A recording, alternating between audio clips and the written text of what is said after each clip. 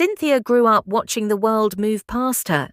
Every day, expensive cars rolled through the streets like they belonged to another universe, a universe she was never invited into.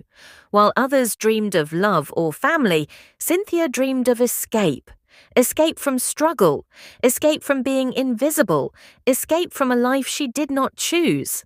At night, when silence filled the room, her phone became her window to another life.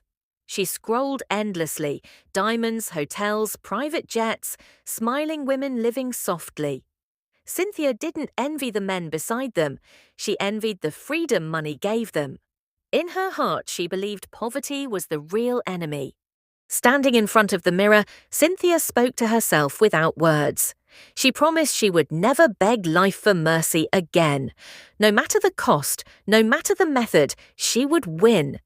At that moment, she didn't know the promise she made would later demand payment. The first time Cynthia stepped into a luxury restaurant, her heart raced. The air smelled different, expensive, confident, untouchable. Rich men laughed freely, unaware of how powerful their careless spending looked to someone who had nothing. One man noticed her. His watch shined brighter than her future. His smile carried experience and danger. Cynthia felt it, but desire whispered louder than fear. When he bought her wine without asking, it felt like a test. She accepted it slowly. That single choice marked her first step into a life where comfort would replace conscience. He asked questions. Where are you from? What do you do? Cynthia smiled and reshaped her story. In that moment, truth became optional, and lying felt easier than being honest about nothing. The gift came quickly, a luxury handbag, more money than her family earned in months. Cynthia's hands trembled as she held it. For the first time, she felt powerful and rewarded. She posted the photo online. Likes poured in. Comments praised her glow. Nobody asked how she got there, and Cynthia learned something dangerous. People only respect results, not the journey. Her friends admired her transformation. Some envied her, others questioned her. But Cynthia listened to none of them. When hunger lives in your soul, advice sounds like noise. Soon, one man was not enough. Cynthia understood the system quickly. Richer men meant faster success. Emotions became currency.